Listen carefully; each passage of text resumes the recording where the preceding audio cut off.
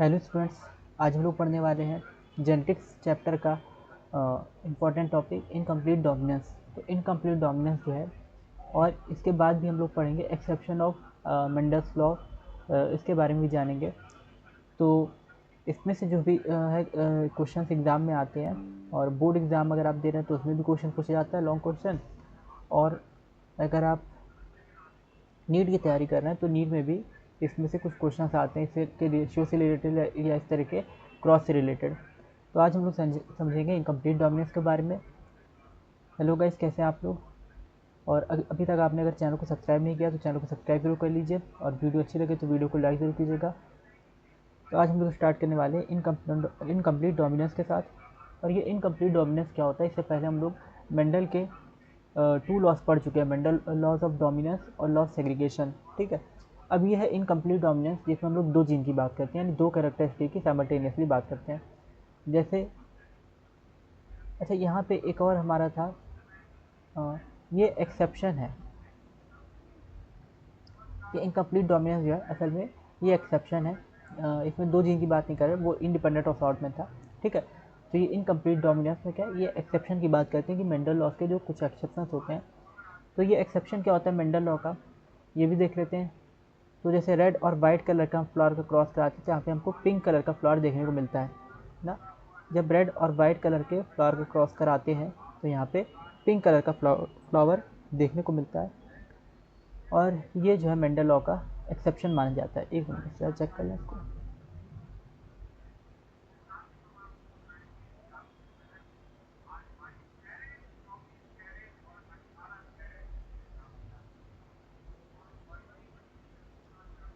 तो जैसे यहाँ पे एग्जांपल दिया हुआ है, ऐसा लगेगा ये लोग पढ़ चुके हैं क्या?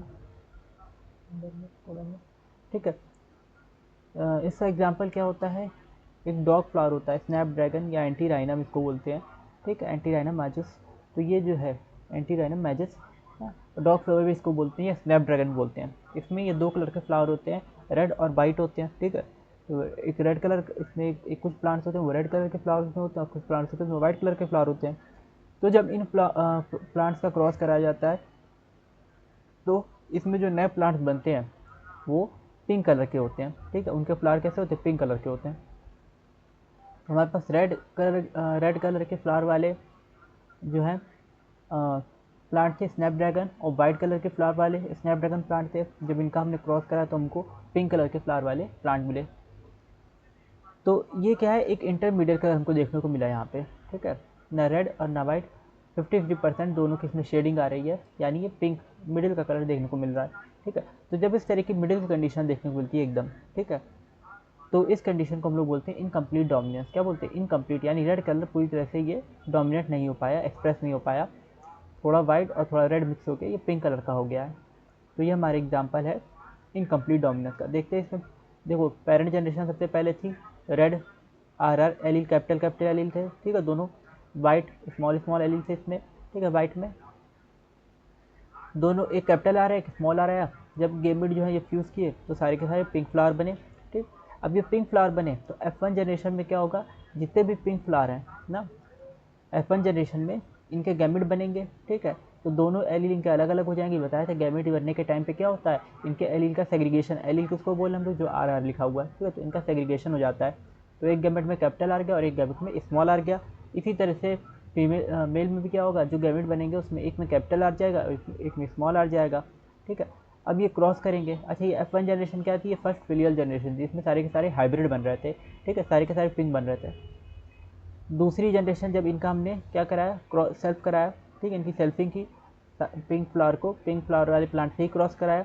तो यहाँ पे क्या हुआ कि आर आर इस तरह से मैचिंग करके ये कैपिटल आर एक प्लांट में आ गया। ठीक है, जैसे अगर इनके 4 ऑफस्प्रिंग बने, 4 इनके प्लांट बने, तो एक प्लांट क्या बना जिसमें रेड फ्लावर थे, और 2 प्लांट ऐसे बने जिसमें क्या थे, पिंक फ्लावर थे, क्योंकि इसमें एक कैपिटल आया था एक स्मॉल आ रहा था। तो इसमें हाइब्रिड का कंडीशन में एक अलग एक्सप्रेशन, नया एक्सप्रेशन देखने को मिलता है। ठीक है, इसी को हम लोग बोलते हैं इनकम्प्लीट डोमिनेंस। इनकम्प्लीट डोमिनेंस में क्या होता है, हाइब्रिड की कंडीशन में इसमें एक नया हमको एक्सप्रेशन देखने को मिलता है। ठीक है, तो कैपिटल आर स्मॉल आर ये पिंक कलर के बन गए, और स्मॉल आर ये वाइट कलर के बन गए ना, रेसेसिव वाले। तो ये फिनोटिपिक रेशियो आया 1:1 और जीनोटिपिक रेशियो भी 1:1। ये बहुत इंपॉर्टेंट है इसमें, ठीक है, ये आपको याद रखना है, एग्जाम में पूछा जाता है कि किस कंडीशन में जो है फिनोटिपिक और जीनोटिपिक रेशियो सेम होता है। तो ये इनकम्प्लीट डोमिनेंस की कंडीशन है जब फिनोटिपिक और जीनोटिपिक रेशियो सेम होता है। फिनोटिपिक रेशियो भी 1:1 है और जीनोटिपिक रेशियो भी क्या 1:1। देखो ये रेड दिखाई दे रहा है फ्लावर, तो ये 1 हो गया, ठीक है। 2 पिंक दिखाई दे रहा है फ्लावर, तो ये 2 पिंक हो गए, 2 पिंक प्लांट होगा। और एक वाइट दिखाई दे रहा है फ्लावर, एक वाइट वाला प्लांट हो गया ना, एक वाइट फ्लावर वाला प्लांट। तो 1:1 का रेशियो आ गया फिनोटिपिक रेशियो। इसी तरह से जीनोटिपिक रेशियो भी आता है। जीनोटिपिक रेशियो कितना आता है, एक रेड का आ रहा है, 2 आर का यानी हाइब्रिड वाला आ रहा है, और एक स्मॉल का आ रहा है ना। तो इस तरह से जीनोटिपिक रेशियो भी हमारा क्या आता है 1:1 आता है ना। दोनों कैपिटल आर, एक दोनों कैपिटल आ रहे हैं, एक कैपिटल आई स्मॉल आ रहा है और 2 कैपिटल आई स्मॉल आ रहा है और एक स्मॉल आई स्मॉल आ रहा है ना। तो इस तरह से कंडीशन देखने मिले, जीनोटिपिक 1:1 का रेशियो आ रहा है। और ये कौन सी जनरेशन है, फिलियल 2, ठीक है, और सेकंड फिलियल जनरेशन है। तो इस तरह से हमें देखने को मिलता है रेड और वाइट क्रॉस कराए गैमेट बना, पिंक देखने को मिले फ्लावर। अब इसमें क्रॉस कराए तो क्या देखने को मिले, गैमेट्स वगैरह, ठीक है। F2 जनरेशन इस तरह से देखने को मिली। Phenotypic ratio red pink white और genotypic ratio R R R इस तरह से देखने को मिला 1:1। और क्योंकि इनकम्प्लीट डोमिनेंस आपको क्लियर हुई होगी ना, और अगर ये इनकम्प्लीट डोमिनेंस क्लियर हुई हो तो कमेंट में यस जरूर लिखिएगा। और जब भी आप लोग लेक्चर देखा कीजिए तो कमेंट में यस लिख के अपनी प्रेजेंटी जरूर लगा दिया कीजिए। नेक्स्ट अब हम लोग बात करने वाले हैं यहाँ पे, ये सब तो इसमें लिखा हुआ है, एक बार आप लोग रीड कर लेंगे, ठीक है। वही सब चीज़ें इसमें लिखी हुई हैं कि मेंडल, देखो ये किस तरह से एक्सेप्शन है, ये एक्सेप्शन कैसे है। मेंडल का जब हम क्रॉस कराए थे, मोनो हाइब्रिड क्रॉस, मेंडल के लॉज में डोमिनेंस सेग्रीगेशन, तो वहाँ पे 3:1 का रेशियो आ रहा था, यानी 3 टॉल देखने को मिल रहे थे और 1 डॉफ, ठीक है। कोई इंटरमीडिएट कंडीशन नहीं थी, कोई सेमी डॉफ वगैरह वैरायटी उस टाइम पे नहीं थी ना। तो अगर उसको ये फॉलो करता तो इसमें 3 रेड फ्लावर होते, एक वाइट फ्लावर होता, लेकिन ऐसा नहीं हुआ, इसने उसको फॉलो नहीं किया, ठीक है। इसमें एक रेड फ्लावर, 2 पिंक फ्लावर और एक रेड फ्लावर आया, एक वाइट फ्लावर आया। तो इस तरह से क्या हो गया, ये एक एक्सेप्शन हो जाता है मेंडल्स के लॉज का, लॉ ऑफ जो इनकम्प्लीट डोमिनेंस होता है, लॉ ऑफ इनकम्प्लीट डोमिनेंस, ये मेंडल के लॉ का एक्सेप्शन हो जाता है। ये देखो ये वाइट पिंक हर तरह के फ्लावर देखने को मिल रहे हैं, पिंक रेड वाइट ना। Monohybrid cross plant allele completely dominant over the other allele, जिसमें क्या होता है 1 एलील इनकम्प्लीटली डोमिनेंट होता है अदर पे। रेड वाला एक्सप्रेस तो हुआ लेकिन वाइट वाले में पूरी तरह से एक्सप्रेस नहीं हो पाया, तो इसलिए पिंक कलर के फ्लावर देखने को मिले। तो ये चीज़ देखने को मिलती है स्नैपड्रैगन में कि रेड वाला एक्सप्रेस तो होता है लेकिन कम्प्लीटली एक्सप्रेस नहीं होता, पूरी तरह से वो डोमिनेट नहीं कर पाता दूसरे एलील पे। तो इसलिए दोनों के बीच की हमको कैरेक्टरिस्टिक देखने को मिलती है।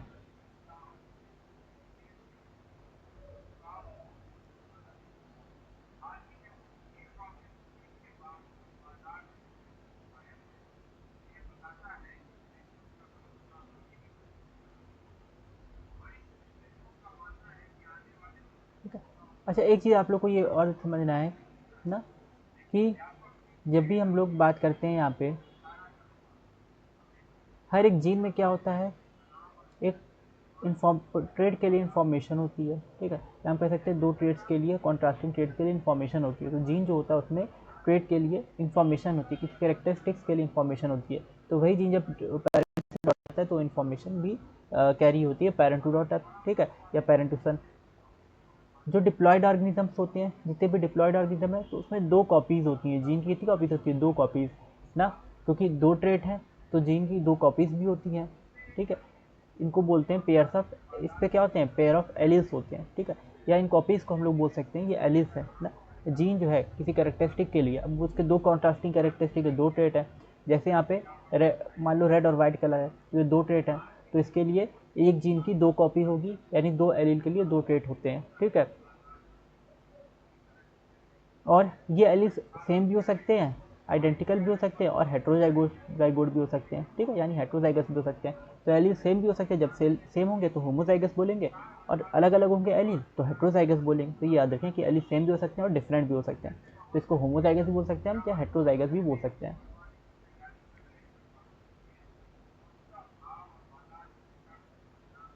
अब इसके बाद जो हम लोग बात करेंगे यहाँ पे,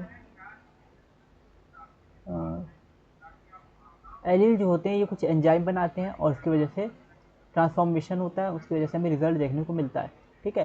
तो एलील एंजाइम बनाते हैं ना, एलील हो गए जीन पे जो एलील होते हैं ये एंजाइम बनाते हैं, और ये एंजाइम जो होते हैं ये हमें ट्रांसफॉर्मेशन या जो भी रिजल्ट है वो देखने को मिलता है, ठीक है। यानी रेड कलर या वाइट कलर या टॉलनेस या डॉपनेस वो प्रोवाइड करेगा, एंजाइम की वजह से चीज़ें होंगी, ठीक है। लेकिन अगर ये मॉडिफाइड हो जाए, पढ़ा चुकी हैं क्या ये ऐसा, ठीक है, ऐसा लग रहा है पढ़ा चुके हैं, ठीक। अगर ये मॉडिफाइड हो जाए तो क्या होगा ना, अगर ये मॉडिफाइड हो जाए एलील, ठीक है, तो जी एंजाइम पे जो है इस पे एंजाइम पे क्या होगा, इफेक्ट होगा, ठीक है। यानी नॉर्मल या लेस एफिशिएंट एंजाइम बनेंगे, ठीक। तो एंजाइम जो होंगे उन पर असर पड़ेगा, नॉर्मल एंजाइम बन सकते हैं या कम एफिशिएंट एंजाइम भी बन सकते हैं। इसके अलावा नॉन फंक्शनल एंजाइम भी बनेंगे ना, कुछ ऐसे भी एंजाइम बन सकते हैं जो फंक्शन ना करें, ठीक है, या कोई एंजाइम ही ना बने, यानी ट्रांसफॉर्मेशन भी फिर देखने को ना मिले, तो ये भी कंडीशन हो सकती है। तो ये कुछ कंडीशन है जो अगर एलील अगर मॉडिफाइड हो जाए, किसी वजह से एलील में म्यूटेशन हो जाए, ठीक है, तो एंजाइम सफिशिएंट नहीं बनेगा या कम बनेगा। एंजाइम फंक्शनल अगर बनेगा भी तो फंक्शनल नहीं होगा, यानी वो कोई काम का नहीं होगा, और या तो एंजाइम बनेगा ही नहीं, ठीक है, एब्सेंट भी हो सकता है एंजाइम, तो इस वजह से ट्रांसफॉर्मेशन नहीं होगा, यानी हमें जो रिजल्ट है वो देखने को नहीं मिलेगा, यानी टॉलनेस या डॉपनेस जो भी कैरेक्टरिस्टिक आनी चाहिए थे वो देखने को नहीं मिलेंगे अगर क्या एलील मॉडिफाइड हो गया, ठीक है। और अगर मॉडिफाइड एलील अनमॉडिफाइड एलील के बराबर है, ठीक है, अगर मॉडिफाइड एलील अनमॉडिफाइड एलील के बराबर है तो यहाँ पे क्या होगा, सेम फिनोटाइप हमको देखने को मिलेगा, यानी ट्रांसफॉर्मेशन देखने को मिल सकता है। तो ये भी कंडीशन हो सकती है, जितने भी बदले हुए एलील हैं वो अनमॉडिफाइड एलील के बराबर है, तो यहाँ पे ट्रांसफॉर्मेशन देखने को मिल सकता है। तो यहाँ पे ट्रांसफॉर्मेशन से मतलब क्या है कि हमारा जो रिजल्ट हमें देखना है, ठीक है, कि पर्टिकुलर ट्रेड उसमें ऑब्जर्व हो रहा है, यानी टॉलनेस ऑब्जर्व हो रही है या नहीं, ठीक है, या जो डोमिनेंट जनरली हम डोमिनेंट ट्रेड देखते हैं, ठीक है, तो टॉलनेस दिख रही है नहीं, या red colour flower red colour का दिख रहा है या वायलेट कलर का दिख रहा है या नहीं, ठीक है, तो डोमिनेंट ट्रेड उसमें दिख रही है या नहीं दिख रही है, इस चीज़ को हम लोग बोलते हैं transformation.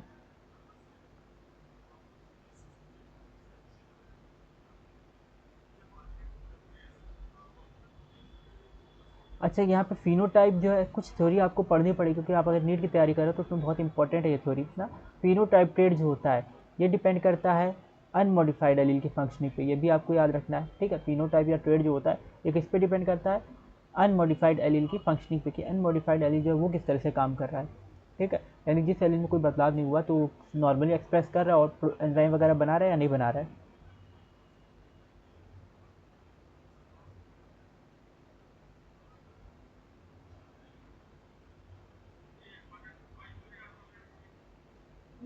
The original phenotype is the unmodified allele which represent the original phenotype, ठीक है। अनमोडिफाइड एलील जो होता है ये ओरिजिनल फिनोटाइप को रिप्रेजेंट करता है, ठीक है, डोमिनेंट एलील को, ठीक है, और मॉडिफाइड एलील जो होता है वो रिसेसिव एलील को रिप्रेजेंट करता है। तो जनरली रिसेसिव ट्रेड जो है कब देखने को मिलते हैं, नॉन फंक्शनल एंजाइम, ठीक है, या नो एंजाइम की वजह से हमें रिसेसिव ट्रेड देखने को मिलते हैं। तो ये कॉज भी आपको याद रखना है कि रिसेसिव ट्रेड क्यों देखने को मिलते हैं, ठीक है। रिसेसिव ट्रेड जो है वो नॉन फंक्शनल एंजाइम, यानी एंजाइम अगर प्रॉपर वर्क नहीं कर रहा है, ठीक है, या एंजाइम बना ही नहीं तो हमें रिसेसिव ट्रेड देखने को मिलता है।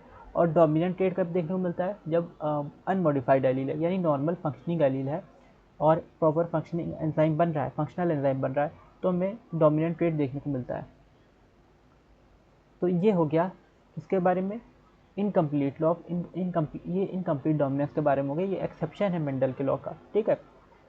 तो इनकम्प्लीट डोमिनेंस जो है, जैसे हम लोग क्या देखते हैं, हम लोग देखते हैं कि कभी कभी ऐसा भी होता है कि जब हम लोग दो प्लांट का क्रॉस करा रहे हैं और उसमें से किसी में एक रेसेसिव कैरेक्टर है, किसी में एक मिनट इसको जूम कर देते हैं सर, तो किसी में एक रेसेसिव कैरेक्टर है और किसी में एक डोमिनेंट कैरेक्टर है।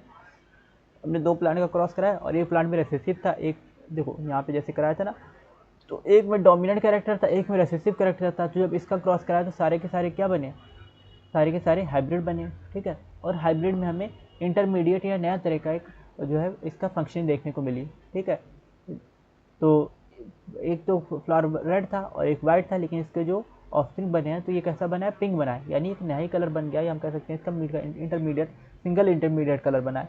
तो जब इस तरह की कंडीशन होती है तो इसको हम लोग क्या बोलते हैं, इसको बोलते हैं इनकम्प्लीट डोमिनेंस। क्या बोलते हैं, इनकम्प्लीट डोमिनेंस, क्योंकि इसमें क्या है, इसमें रेड कलर जो है पूरी तरह से डोमिनेट नहीं कर पाया और थोड़ा बहुत वाइट कलर के भी यहाँ पे रिमेंस रह गए, जिसकी वजह से रेड वाइट की शेडिंग मिलके पिंक इसने कलर बना दिया, ठीक है। तो दोनों कलर मिक्स हो गए, इसमें पिंक कलर बन गया। और फिर अगर इसके हम लोग फिर से क्रॉस कराएंगे तो फिर इसकी जो जनरेशन बनेगी उसमें वापस से रेड कलर और वाइट कलर के भी प्लांट्स बनेंगे, फ्लावर वाले प्लांट्स बनेंगे, और पिंक कलर के फ्लावर वाले प्लांट्स बनेंगे। तो ये सब दोबारा से वापस से रिकवर हो जाएंगे। ठीक, तो इसको हम लोग बोलते हैं लॉ ऑफ इनकम्प्लीट डोमिनेंस, कि जब क्या होता है एक कोई नया हमको वहाँ पे एक्सप्रेशन देखने को मिलता है। ठीक है, नया कलर या कोई भी नया कैरेक्टरिस्टिक देखने को मिलेगा जब भी हम क्रॉस कराएंगे। तो अगर हमें नया कैरेक्टरिस्टिक देखने को मिल रहा है, दोनों को मिलने से, डोमिनेंट और रिसेसिव के मिलने से अगर कोई नया कैरेक्टरिस्टिक बन रहा है, नया ट्रेट बन रहा है, ठीक है, या उनके बीच का इंटरमीडिएट बन रहा है, ऐसा लगे कि दोनों ट्रेट मिक्स हैं, तो इसको हम लोग बोलते हैं इनकम्प्लीट डोमिनेंस ना, क्योंकि यहाँ पे डोमिनेंट जो एलील था वो पूरी तरह से डोमिनेंस शो नहीं कर पाया है। और इसमें फिनोटिपिक रेशियो और जीनोटिपिक रेशियो इक्वल हो जाता है, यानी रेड पिंक और वाइट फ्लावर 1:1 थे, और जीनोटिपिक में भी इनका अगर एलील देखेंगे तो रेड वाला पूरी तरह से होमोजाइगस कंडीशन होगी, और हाइब्रिड वाली पिंक होगी, और वाइट वाली रिसेसिव होगी। ठीक है, अब ये डोमिनेंट और रिसेसिव क्यों होता है ना, इसको समझने के लिए, अच्छा नॉर्मल जो था डोमिनेंट कंडीशन उसमें 3:1 का रेशियो देखने को मिल रहा था फिनोटिपिक, लेकिन यहाँ पे क्या है 1:1 का रेशियो देखने को मिल रहा है। तो ये एक डिफरेंस आ जाता है मेंडल के लॉ से। ठीक है, और फिर नेक्स्ट इसमें हम लोग देखते हैं कि जीन के बारे में। जीन की जो होती है, हर जीन की कॉपी होती है ना, वो अलग अलग ट्रेट को कंट्रोल करती है, क्योंकि हर कैरेक्टरिस्टिक के दो हम लोग कॉन्ट्रास्टिंग ट्रेट जब लेते हैं तो हम लोग ये मानते हैं कि जीन की अलग अलग कॉपी है जो अलग अलग ट्रेट को कंट्रोल कर रही है।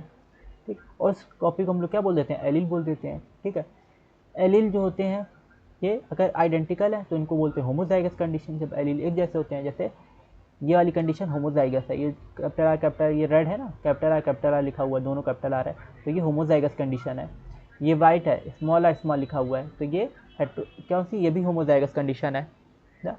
और जब एलील अलग अलग होंगे, यानी एक कैपिटल एक स्मॉल हुआ, तो ये हेट्रोजाइगस कंडीशन होती है। ये कैपिटल आर स्मॉल आर ये हेट्रोजाइगस कंडीशन है। इसमें भी पिंक वाले में भी क्या लिखा, कैपिटल आर स्मॉल आर, ये भी हेट्रोजाइगस है। तो आपको याद रखना है होमोजाइगस क्या होता है और हेट्रोजाइगस क्या होता है। होमोजाइगस होता है जब दोनों एलील सेम होते हैं, और हेट्रोजाइगस क्या होता है जब दोनों एलील अलग अलग तरह के होते हैं।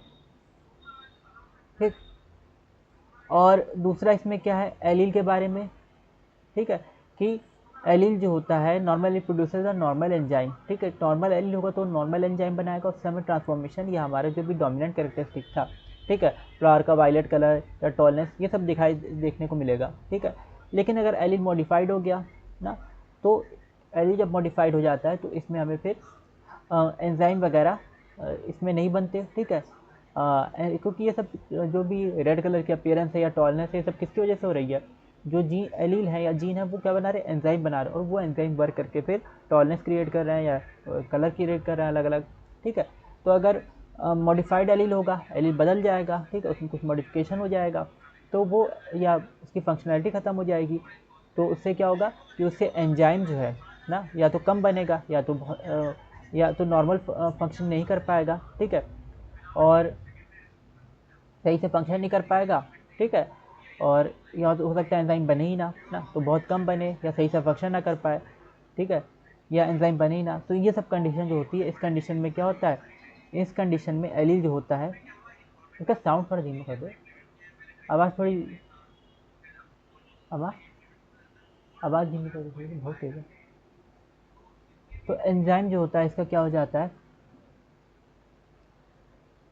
नो एंजाइम मॉटल, यानी यहाँ पे हमें एंजाइम देखने को नहीं मिलेगा। ठीक है, तो मॉडिफाइड एलील की कंडीशन में सब चीज़ हो रही है ना। और अगर मॉडिफाइड एलील और अनमॉडिफाइड एलील दोनों का अमाउंट सेम है, ठीक है, तो मॉडिफाइड एलील और अनमॉडिफाइड एलील अगर अमाउंट सेम है तो यहाँ पे हमें ट्रांसफॉर्मेशन देखने को मिलेगा, यानी जो डोमिनेंट कैरेक्टरिस्टिक है वो क्या हो जाएगा, एक्सप्रेस हो जाएगा। और ये बात भी याद रखनी होती है कि फिनोटाइप जो होता है ना, ये अनमॉडिफाइड एलील पर डिपेंड करता है, यानी नॉर्मल एलील जो उन पर डिपेंड करेगा किस तरह का फिनोटाइप बन रहा है। तो अनमॉडिफाइड एलील जो होते हैं ये डोमिनेंट एलील को एक्सप्रेस करते हैं, और मॉडिफाइड एलील जो होते हैं, ठीक है, अगर होमोजाइगस कंडीशन है तो रिसेसिव कैरेक्टरिस्टिक को रिप्रेजेंट करेंगे ना। तो मॉडिफाइड एलील यानी स्मॉल स्मॉल वाले जो होते हैं ये रिसेसिव एलील को रिप्रेजेंट करते हैं, और इनसे क्या होता है कि एंजाइम नहीं बनता है, जिसकी वजह से फंक्शनल एंजाइम नहीं बनेगा, जिसकी वजह से क्या होता है कि डोमिनेंट कैरेक्टरिस्टिक शो नहीं होता। तो असल में रिसेसिव जो एलील होते हैं ना, जो कोई अलग से ये ट्रेट नहीं होता, इसमें बस क्या होता है कि इसमें एक में एंजाइम बनता है, ठीक है, नॉर्मल एलील मॉडिफाइड, जो नॉर्मल एलील होगा अनमॉडिफाइड एलील होगा, फंक्शनल एलील होगा, तो उसमें क्या होगा एंजाइम बनेगा या फंक्शनल एंजाइम बनेगा, जिसकी वजह से कलर या डोमिनेंट ट्रेट अपीयर होगा। दूसरे जो रिसेसिव वाले हैं ना, उनमें क्या होगा, उनमें जो भी एंजाइम बन रहा था डोमिनेंट में वो एंजाइम उसमें नहीं बनेगा। ठीक है, जब वो एंजाइम नहीं बनेगा तो उसमें ट्रेट वगैरह जो भी है, डोमिनेंट ट्रेट जो अपीयर होना चाहिए था वो नहीं हो पाएगा। ठीक है, तो ये रेसेसिव ट्रेट जो होते हैं ये असल में किस लिए होते हैं, रेसेसिव ट्रेट जो होते हैं या रेसेसिव एलील होता है तो ये किस लिए होता है, क्योंकि इसमें फंक्शनल एंजाइम नहीं बनता, जिस वजह से डोमिनेंट ट्रेट अपीयर नहीं होता। तो इनका एक अलग, यानी नॉर्मल जो अगर हम लोग बात करें, अगर हम लोग देखें सही से तो क्या हो जाएगा कि कॉन्ट्रास्टिंग कैरेक्टर में मेन ट्रेट तो एक ही होता है, डोमिनेंट वाला। ठीक है, कॉन्ट्रास्टिंग पेयर जो हमने साथ पढ़े थे ट्रेट, ठीक है, जैसे प्लांट की हाइट पड़ी थी टॉल और डॉफ ना, इसके अलावा पी का पॉट शेप पड़ा था, फ्लैटेंड और कंस्ट्रिक्टेड। ठीक है, और इसी तरह से बहुत सारी सीड का कलर पड़ा था ग्रीन और येलो ना, येलो वाला डोमिनेंट था। तो जितने भी डोमिनेंट हमने कैरेक्टरिस्टिक देखे थे वो मेन कैरेक्टरिस्टिक होते हैं, उसमें एंजाइम बनता है इसलिए वो अपीयर होते हैं। ठीक है, और जितने भी रेसेसिव कैरेक्टरिस्टिक जैसे पॉट का, जैसे सीड का कलर ग्रीन हो गया या फ्लॉट कंस्ट्रिक्टेड हो गया, तो जितने भी हम लोगों ने देखे थे रेसेसिव वाले कैरेक्टरिस्टिक वो इसलिए हो रहे थे क्योंकि वहाँ पे एंजाइम नहीं बन रहा था। एलील जो है मॉडिफाइड एलील था, उसकी वजह से एंजाइम नहीं बन पा रहा था, और एंजाइम नहीं बन रहा था या बहुत कम एंजाइम बन रहा था या एंजाइम बन तो रहा था लेकिन फंक्शनल नहीं था। तो इन कंडीशन की वजह से डोमिनेंट ट्रेट अपीयर नहीं हो पा रहा था। तो इस वजह से हमको रेसेसिव, क्योंकि जब दूसरा ट्रेट अपीयर नहीं हुआ तो कुछ ना कुछ तो देखने को मिलेगा ही ना, तो उसकी अपीयरेंस रेसेसिव ट्रेट वाली हो जाती है। ठीक है, तो ये रेसेसिव ट्रेड जो होते हैं कोई अलग से ट्रेड नहीं होते, बल्कि डोमिनेंट ट्रेड के ना होने की वजह से रेसेसिव होते हैं। ठीक है, ये याद रखना है। अब ये कॉन्सेप्ट क्लियर हुआ होगा, और अगर ये कॉन्सेप्ट क्लियर हुआ तो कमेंट में यस जरूर लिखिएगा। नेक्स्ट अब हम लोग बात करने वाले मेन बेसिक चीज़ जो आपको याद रखनी है, ये थ्योरी में सिर्फ क्वेश्चन पूछ सकता है इसलिए समझा दिए। बेसिक चीज़ आपको क्या याद रखनी है कि लॉ ऑफ इनकम्प्लीट डोमिनेंस जो होता है इसमें हमें एक नया कैरेक्टरिस्टिक देखने को मिलेगा, और इसमें फिनोटिपिक और जीनोटिपिक रेशियो सेम होता है, 1:1 का होता है। ठीक है, ये कुछ चीज़ें जो आपको याद रखनी है, और इसका एग्जाम्पल क्या है, स्नैपड्रैगन, जिसमें हमको ड्रॉप फ्लावर में देखने को मिलता है। नेक्स्ट अब हम लोग बात कर रहे हैं को डोमिनेंस की। ठीक है, और को डोमिनेंस की बात करने से पहले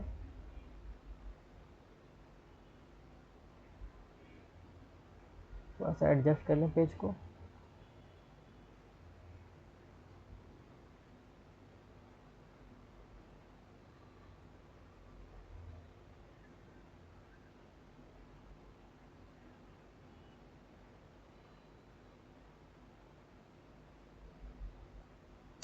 एडजस्ट ही नहीं हो रहे तो इतने ही था रहा है। चलो ठीक है, इतना ही रहने देते हैं, बहुत ज़्यादा नहीं तो फिर हो जाएगा। हाँ, अब नेक्स्ट हम लोग बात कर रहे हैं को डोमिनेंस की। ठीक है, एक मिनट चेक कर लें किसी का कोई डाउट तो नहीं है। किसी का भी कोई डाउट है या क्वेरी है तो यहाँ पे कमेंट सेक्शन में पूछ सकता है। किसी का भी कोई डाउट है या क्वेरी है तो कमेंट सेक्शन में पूछ सकता है। और अभी हम लोग क्या पढ़ रहे हैं, अभी हम लोग पढ़ रहे हैं क्लास 12 का टॉपिक जेनेटिक्स। ठीक, और इसमें जेनेटिक्स में हम लोग इनकम्प्लीट डोमिनेंस और को यानी मेंडल्स लॉ के एक्सेप्शन के बारे में समझ रहे हैं। ये मेंडल्स लॉ के एक्सेप्शन किस तरह से होते हैं। और नेक्स्ट अब हम लोग बात करते हैं को डोमिनेंस के बारे में। तो को डोमिनेंस क्या होता है, को डोमिनेंस जब होता है जब दो एलिल साथ में एक साथ एक्सप्रेस होते हैं। ठीक है, और क्या बनाते हैं, दो एलिल साथ में एक्सप्रेस हो जाते हैं और एक साथ एक्सप्रेस होकर एक नया ट्रेड बनाते हैं, तो इसको हम लोग बोलते हैं को डोमिनेंस। ठीक है, तो को डोमिनेंस में क्या होता है कि जब दो एलिल साथ में एक्सप्रेस होते हैं ना और एक नया ट्रेड बना देते हैं, एक नया कैरेक्टरिस्टिक बना देते हैं, इसको बोलते हैं को डोमिनेंस। अब इसको समझने के लिए क्या करना पड़ेगा, कुछ चीज़ें समझनी पड़ेंगी। एबीओ ब्लड ग्रुप सिस्टम में ये वर्क करता है। ठीक है,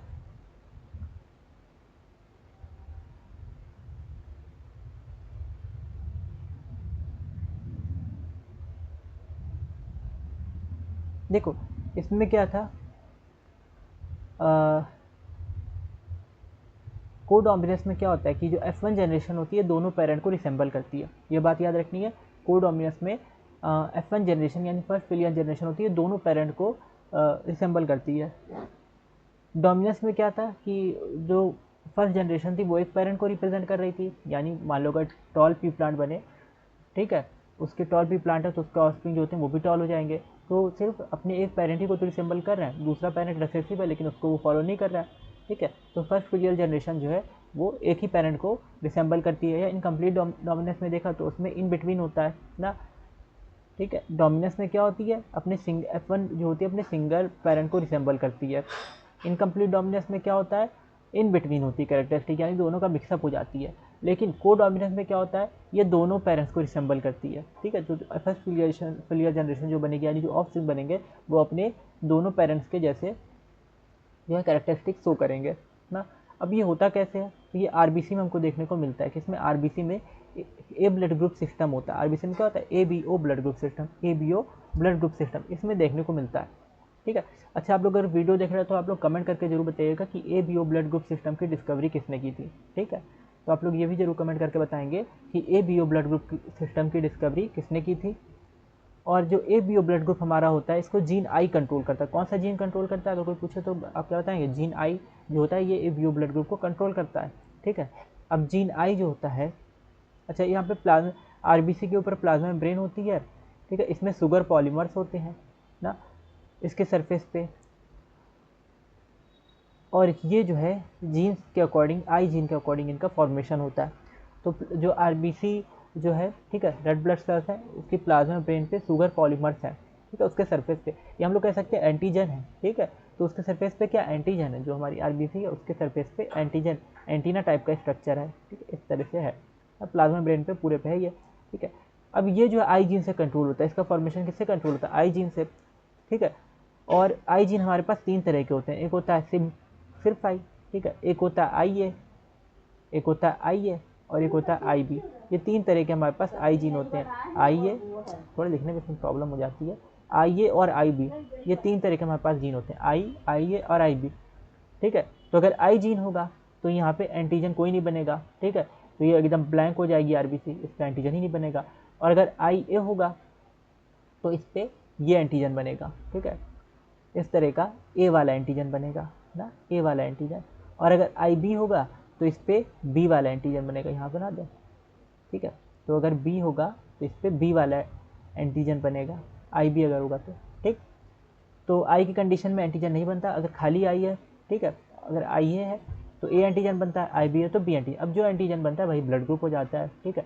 आई ए होगा तो ए एंटीजन बनेगा, ए ब्लड ग्रुप हो जाएगा, बी आई बी होगा तो बी एंटीजन बनेगा और बी ब्लड ग्रुप हो जाएगा। लेकिन होता क्या है, ये चीज़ इतनी सिंपल नहीं होती, इसमें अलग अलग कॉम्बिनेशन होते हैं, ठीक है। जीन आई के तीन एलील यहाँ पे देखने को मिल रहा है, आई ए आई बी आई, जीन तो आई था लेकिन इसके तीन एलील हो गए ना, तीन अलग अलग कॉपीज़ हो गई, अलग अलग फॉर्म्स हो गई, ठीक है। जीन की कॉपीज़ को ही तो हम लोग एलील बोलते हैं, तो इसकी जीन की अलग अलग कॉपीज़ हो गई। क्या कॉपीज़ हो गई, एक हो गया आई, एक हो गया आई ए और एक हो गया आई बी ना। ये अलग अलग एलील हैं जो अलग अलग ट्रेड को कंट्रोल कर रहे हैं, ठीक है। आई की वजह से ओ ब्लड ग्रुप बनेगा, ए की वजह से ए बनेगा, बी की वजह से बी, और ए बी अगर साथ में जाएगा तो ए बी। अब ये किस तरह से बनता है, तो इसमें बहुत सारी थ्योरी लिखी हुई है, लेकिन हम लोग यहाँ पे देखते हैं कि किस तरह से बन रहा है ना। तो इसमें देखने को मिलेगा ये किस तरह से बनता है, आई ए और आई ए अगर पास में ये मिलते हैं, ठीक है।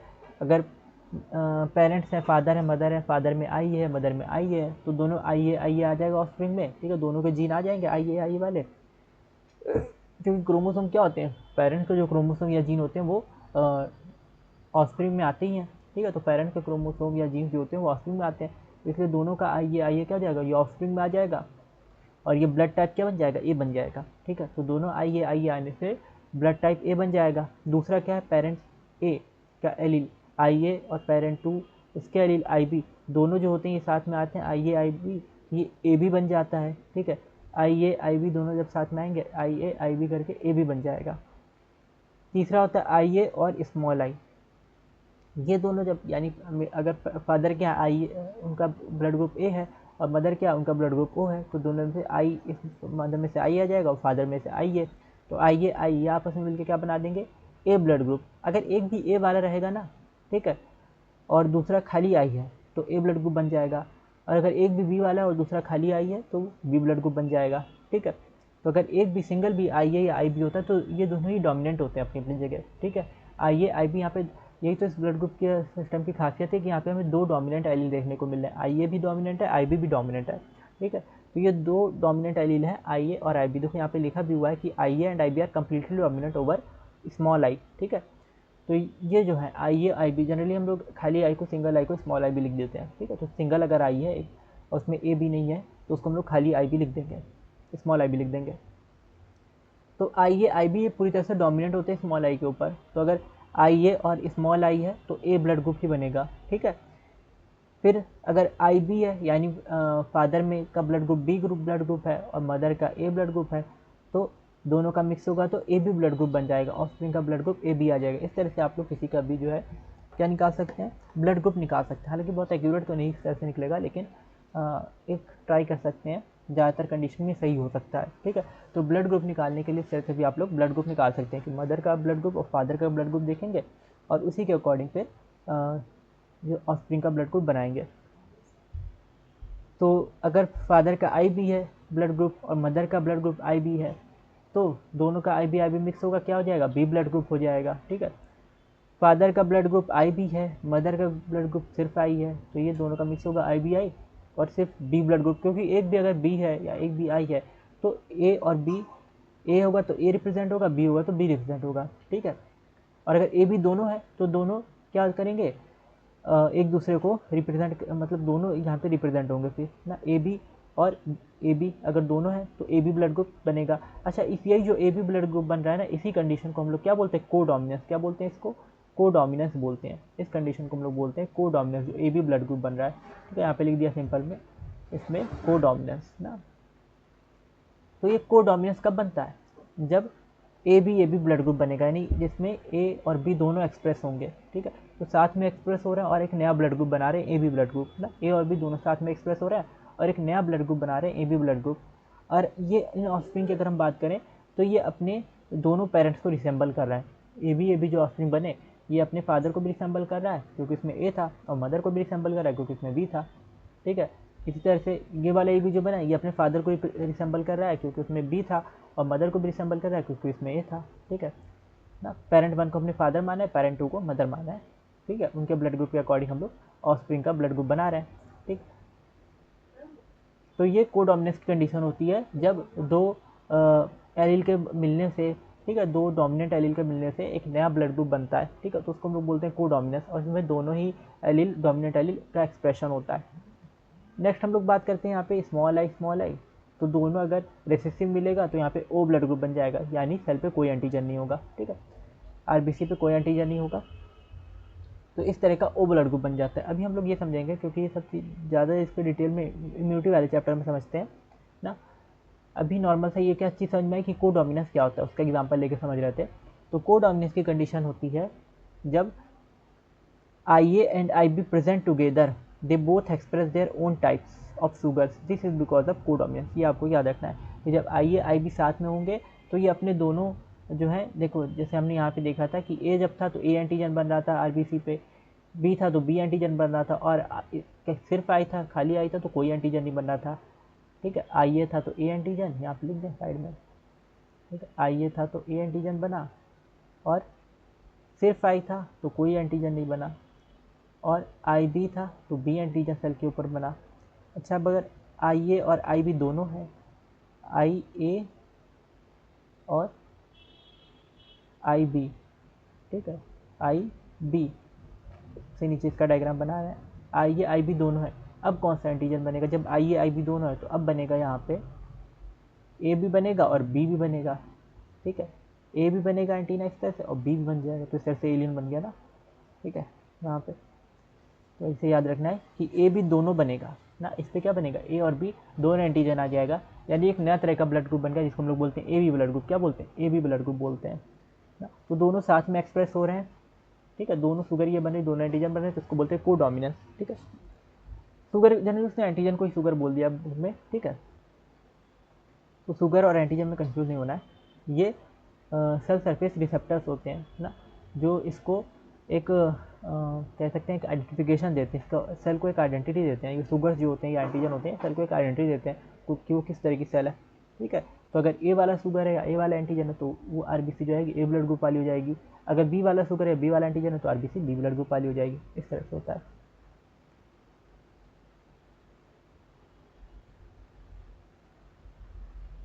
तो यहाँ पे 6 हमें कॉम्बिनेशन देखने को मिलेंगे और 6 जीनोटाइप्स देखने को मिलेंगे ब्लड ग्रुप में, ठीक है। ये भी आपको याद रखना है कि 6 कॉम्बिनेशन या 6 हमें जीनोटाइप देखने को मिलते हैं ना, 6 कॉम्बिनेशन या 6। हालांकि आपने यहाँ पे तो कितने देखे, 3 3 6 और एक 7 देखे, लेकिन यहाँ पे ए बी 2 बार है ना, तो उसने उसको एक बार कंसिडर किया है, ठीक है।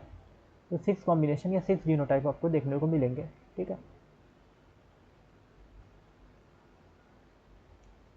ये चीज़ क्लियर है आपको। 6 जीनोटाइप यहाँ पे कैसे है, दोनों ए हैं, एक जीनोटाइप ये हो गया, एक ए बी है, ये एक जीनोटाइप हो गया, एक ए है, ये तीसरा जीनोटाइप ए बी, ये तो ए बी दो बार हो गया ना, बी बी है, ये चौथा जीनोटाइप, बी सिर्फ है ये पांचवा, और ये छठा सिर्फ आई है ना। तो 6 जीनोटाइप देखने को मिलते हैं यहाँ पे।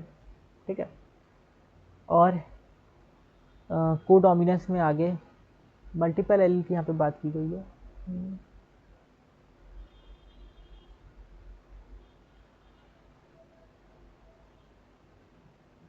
तो मल्टीपल एलील की बात करने से पहले हम लोग क्या देखते हैं, कोडोमिनेंस की एक बार दोबारा से डिस्कशन कर लेते हैं कि कोडोमिनेंस क्या होता है। ठीक है, एक बार दोबारा से, ताकि एक एक चीज़ अच्छे से क्लियर हो। और आप लोग कमेंट जरूर कीजिएगा अगर आपको कोई भी प्रॉब्लम हो। किसी ने पूछा कौन सी क्लास का है ना, ये है क्लास 12 का है, लेकिन जो लोग नीट की प्रिपरेशन कर रहे हैं उनके लिए है। हाँ, अगर बोर्ड का भी एग्ज़ाम दे रहा है तो वो लोग भी यहाँ से देख सकते हैं। ठीक है, तो जो लोग नीट की प्रिपरेशन कर रहे हैं उनके लिए, और जो लोग बोर्ड का एग्ज़ाम दे रहे हैं वो भी यहाँ से देख सकते हैं, उनका भी रिवीजन हो जाएगा। और अगर अभी तक नहीं पढ़ा तो एक बार वो पढ़ भी लेंगे। ठीक है ये क्लास 12 का, और ये नीट के लिए हम लोग कोर्स चला रहे हैं। ठीक है, उसमें हम लोग डेली यहाँ पे लेक्चर आपको प्रोवाइड करते हैं। और आप लोग कमेंट करके थोड़ा पेशेंस बनाए रखिए कीजिए, क्योंकि कमेंट देखने में टाइम लगता है ना, पढ़ाते टाइम बीच बीच में कमेंट देखना थोड़ा सा डिस्टर्बिंग हो जाता है, तो इसलिए जब टाइम मिलता है तो हम लोग कमेंट देखते हैं। तो कोडोमिनेंस आई होप समझ में आएगा, और ये समझ में आया तो कमेंट में यस जरूर लिखिएगा। कोडोमिनेंस क्या है, यहाँ पे फिर से एक बार देख लेते हैं। कोडोमिनेंस में जब पेरेंट्स के, ठीक है, अलग अलग पेरेंट्स हैं, तो उनके जब एलील जो है मिलेंगे, ठीक है, डिफरेंट एलील मिलेंगे, और इसमें क्या होता है कोडोमिनेंस कंडीशन में कि दोनों एलील ही डोमिनेंट होते हैं। ठीक है, जो एलील मिल रहे हैं वो दोनों डोमिनेंट होते हैं, फादर के और मदर के, और अगर वो क्या बनाते हैं, नया कैरेक्टरिस्टिक बनाते हैं। ठीक है, नया ट्रेड बनाते हैं, तो इसको हम लोग बोलते हैं कोडोमिनेंस। ठीक है, और उस ट्रेड में वो दोनों एलील जो है साथ में एक्सप्रेस होते हैं। यानी इस तरह से जो ऑफस्प्रिंग बनेगा, कोडोमिनेंस से जो ऑफस्प्रिंग बनेगा वो अपने दोनों पेरेंट्स को रिसेंबल करता है। ठीक है, तो कोडोमिनेंस से जो ऑफस्प्रिंग बनता है वो अपने दोनों पेरेंट को रिसेंबल करता है। और ये कोडोमिनेंस की कंडीशन हमको कब देखने को मिलती है, जब एक ही जीन के दो एलील जो होते हैं ना, दो से ज़्यादा एलील होते हैं, और दोनों एलील डोमिनेंट होते हैं, दो या दो से ज़्यादा एलील हो सकते हैं, और जब कोई दो एलील जो है एक से ज़्यादा एलील डोमिनेट होता है, ये कंडीशन जनरली हमको देखने को मिलेगी। तो ये भी क्वेश्चन बन सकता है, ये कोडोमिनेंस कंडीशन कब देखने को मिलेगी, जब एक ही जीन के एक से ज़्यादा एलील, यानी दो या दो से ज़्यादा एलील जब डोमिनेंट हो, तब भी हमें कोडोमिनेंस की कंडीशन देखने को मिलेगी। ठीक, और इसमें हम लोग जनरली ब्लड ग्रुप सिस्टम का एग्जांपल लेते हैं, जो हम ह्यूमन में ब्लड ग्रुप सिस्टम होता है, एबीओ ब्लड ग्रुप सिस्टम। ठीक है, इसको हम लोग एबीओ बोलते हैं। तो इसमें आई जीन होता है जो ब्लड ग्रुप को कंट्रोल करता है, यानी ब्लड के एंटीजन, ब्लड की प्लाज्मा मेम्ब्रेन पे एक एंटीजन होता है। ठीक है, तो उसके प्रोडक्शन को कंट्रोल करता है आई जीन। तो हम लोग जनरली आई जीन का एग्जाम्पल लेते हैं, और आई जीन के 3 एलील होते हैं, आई ए, आई बी और स्मॉल आई। अच्छा, ये जो 3 एलील होते हैं इसमें आई ए और आई बी दोनों डोमिनेंट होते हैं, और स्मॉल आई जो होता है ये रिसेसिव होता है। ठीक है, तो आई ए और आई बी दोनों डोमिनेंट होते हैं, और स्मॉल आई रिसेसिव होता है। अब इससे क्या होता है कि आई ए और आई बी जो है ये डोमिनेट कर जाते हैं आई के ऊपर, स्मॉल आई के ऊपर, और इस तरह से जब ये अलग अलग कॉम्बिनेशन बनाएंगे तो उसमें आई ए और आई बी अगर दोनों साथ में आएंगे तो दोनों साथ में इनका एक्सप्रेशन हो जाएगा, और ऑस्प्रिंग जो बनेगा वो उसमें ए आई ए यानी ए ब्लड ग्रुप वाले भी फीचर्स होंगे और बी ब्लड ग्रुप वाले फीचर्स भी होंगे ना, मतलब दोनों का एलील होगा, आई ए और आई बी दोनों का एलील होगा। तो ए बी ब्लड ग्रुप बनता है, इसको यूनिवर्सल रिसीवर रिसिपिएंट भी बोलते हैं। ठीक है, ए बी ब्लड ग्रुप वाले को क्या बोलते हैं, यूनिवर्सल रिसिपिएंट ना, ए बी ब्लड ग्रुप वाले जो होते हैं। ठीक, तो ये सबसे ब्लड ले सकते हैं।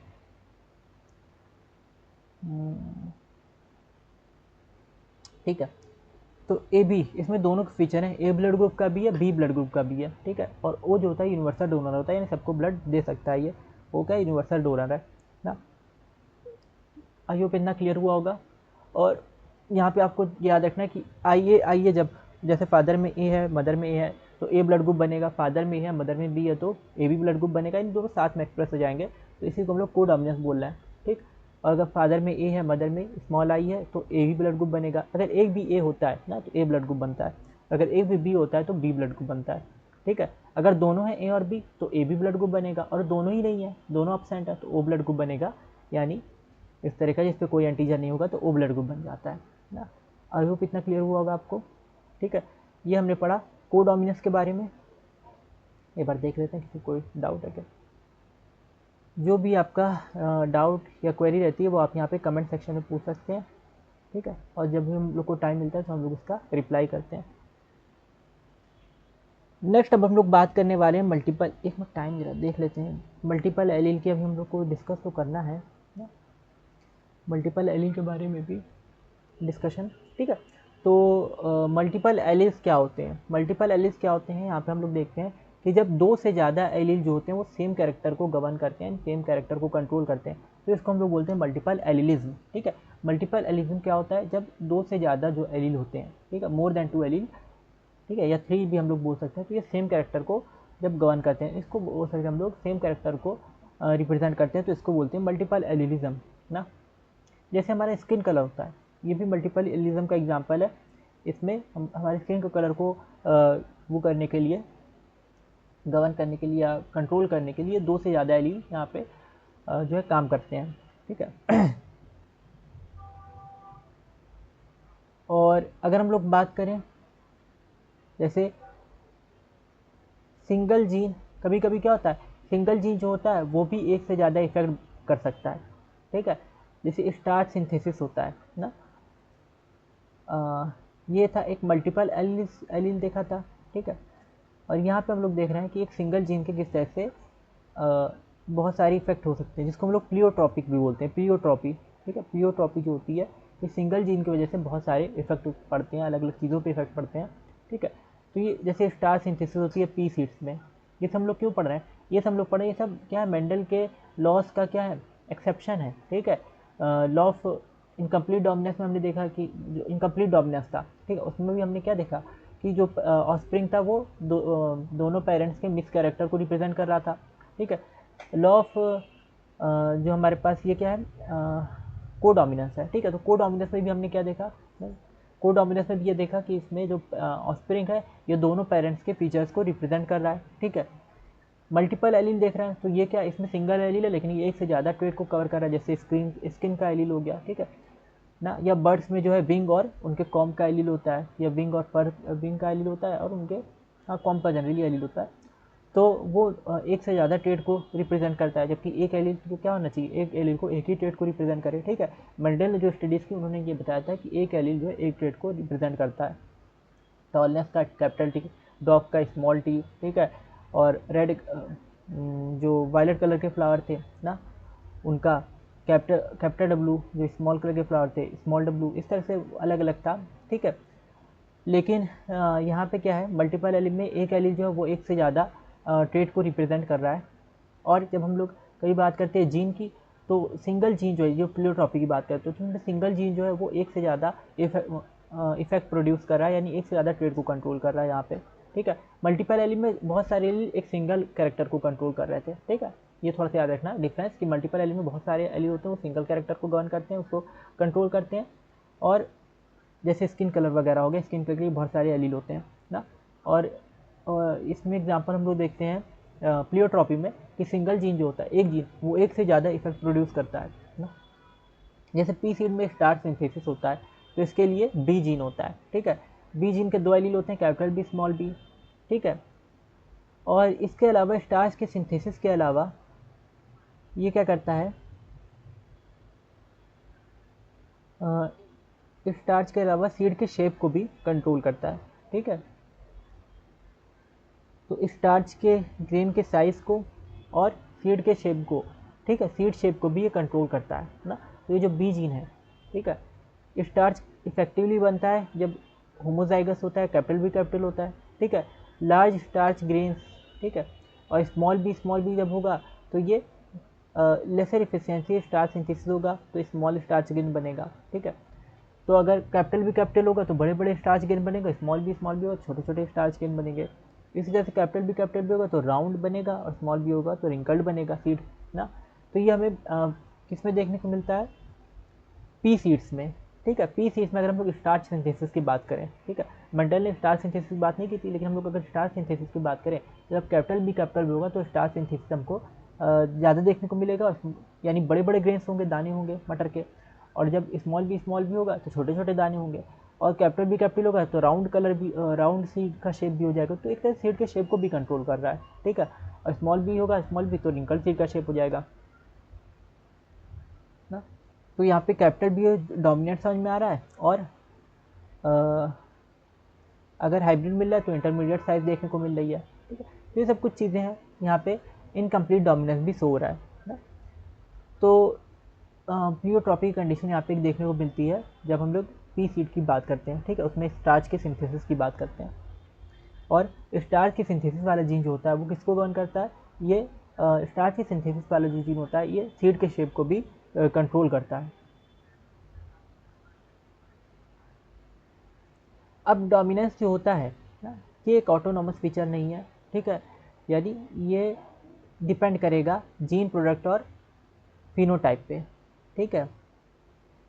तो डोमिनेंस जो होती है ना, ये जीन के प्रोडक्ट और फिनोटाइप पे डिपेंड करती है कि जीन किस तरह से काम कर रहा है, उससे क्या बन रहा है, और फिनोटाइप किस तरह का आ रहा है, ठीक है। इन सब चीज़ों पे डिपेंड करती है डोमिनेंस। और एक से ज़्यादा फिनोटाइप जो होते हैं वो सेम जीन से भी इन्फ्लुएंस्ड हो सकते हैं, ये प्लियोट्रॉपी में बताया गया था, ठीक है। तो थोड़ा सा इसमें प्लियोट्रॉपी की मिक्सिंग कर दी गई है, आगे वो चीज़ आएगी, ठीक है। तो डोमिनेंस असल में जो होती है, पहले तो मेंडल के टाइम में डोमिनेंस को माना जाता है कि डोमिनेंस जो है वो ऑटोनोमस एक तरह से है ना, और वो सिंगल जीन पे डिपेंड कर रही है, ठीक है। लेकिन बाद में ये देखा गया कि डोमिनेंस जो है वो सिंगल जीन पे डिपेंड नहीं करे। जैसे हम लोग यही का एग्जांपल ले लें ना, पी सीड का, तो इसमें क्या है, इसमें हमें जिस जीन से स्टार्च का ज़्यादा सिंथेसिस मिल रहा था उसी से क्या है, उसी जीन से सीड का शेप भी देखने को मिल रहा है कि वो रेगुलेट हो रहा है, ठीक है। तो सेम जीन से ही स्टार्च का सिंथेसिस और सीड का शेप रेगुलेट हो रहा है। तो इसीलिए ये समझ में आया कि डोमिनेंस यहाँ पे जो है ये दो जो है, ठीक है, या फिनोटाइप, दो अलग अलग फिनोटाइप जो है वो सेम जीन पे डिपेंड कर रहे हैं, ठीक है। इसको ऐसे भी हम लोग समझ सकते हैं कि दो अलग अलग फिनोटाइप, एक से ज़्यादा फिनोटाइप एक सेम जीन पे डिपेंड कर रहे हैं, जो कि मेंडल के लॉ में नहीं बताया गया था ना। मेंडल के लॉ में तो एक फिनोटाइप को एक जीन से रिलेट किया गया था, ठीक है। टॉलनेस को कैपिटल डी से, डॉग को स्मॉल डी से, और कलर को आर से, सीड कलर को, ठीक है, कैपिटल आर से, कैपिटल वाई से या स्मॉल वाई से, इस तरह से रिप्रेजेंट किया गया था। तो हर एक चीज़ को एक एक सिंगल जीन से वहाँ पे रिप्रेजेंट किया गया था। लेकिन यहाँ पे क्या है, डोमिनेंस में ये चीज़ क्लियर, एक मिनट, तो यहाँ पे जो है, ठीक है, जब हम लोग बात कर रहे हैं प्लियोट्रॉपी की, ठीक है, प्लियोट्रॉपी की या मल्टीपल एलिज्म की, तो इसमें क्या है कि ये चीज़ नहीं है कि डोमिनेंट सिंगल जीन से गवर्न नहीं हो रहा है। एक जीन एक से ज़्यादा ट्रेड से भी रिलेट हो सकता है, या एक से ज़्यादा ट्रेड एक जीन से भी रिलेटेड हो सकते हैं। इसको हम लोग आगे डिटेल से पढ़ेंगे, ठीक। और आई होप आपको इतना ये चीज़ समझ में आई होगी। और आपसे पूछा था हमने कि ABO ब्लड ग्रुप सिस्टम की डिस्कवरी किसने की थी, ठीक है। आप लोग से क्वेश्चन पूछा था कि ABO ब्लड ग्रुप की सिस्टम की डिस्कवरी किसने की थी, तो उसका सही आंसर क्या है, ABO ब्लड ग्रुप की सिस्टम की डिस्कवरी की थी कार्ल लैंडस्टीनर ने, ठीक है। आपको याद रखना है ABO ब्लड ग्रुप सिस्टम की डिस्कवरी किसने की थी, कार्ल लैंडस्टीनर ने। और आई होप ये वीडियो आपको अच्छी लगी हो, और वीडियो अच्छी लगी हो तो वीडियो को लाइक ज़रूर कीजिएगा और चैनल को सब्सक्राइब जरूर कीजिएगा। Thank you for watching. मिलते हैं अगली वीडियो में, और नेक्स्ट वीडियो में हम लोग डिस्कस करेंगे लॉ ऑफ इंडिपेंडेंट असॉर्टमेंट के बारे में, ठीक है। लॉ ऑफ इंडिपेंडेंट असॉर्टमेंट जो कि बहुत, जिसमें हम लोग इनहेरिटेंस ऑफ टू जीन्स के बारे में भी देखेंगे, ठीक है। Thank you for watching. मिलते हैं अगली वीडियो में।